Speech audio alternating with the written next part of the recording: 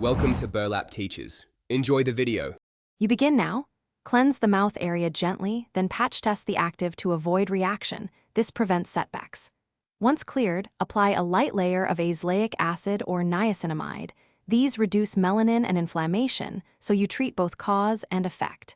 Make sure to wait 2-3 minutes after cleansing for pH normalization, then press the product in.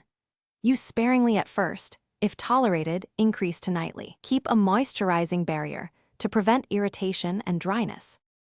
Once you've established tolerance, add vitamin C in the morning to inhibit tyrosinase and brighten existing spots. This boosts results when combined with azelaic acid. Make sure to introduce a gentle chemical exfoliant, one session weekly at first, to accelerate pigment turnover. Avoid physical scrubs near the mouth. Keep skin hydrated with a ceramide-rich moisturizer so barrier repair supports treatment. And every morning, apply SPF 30 or higher. Sun exposure undoes progress, so consistent photoprotection is essential. To complete the plan, add a low-dose retinoid after 4-6 weeks to boost cell turnover, applied sparingly and only at night. This helps fade persistent pigment.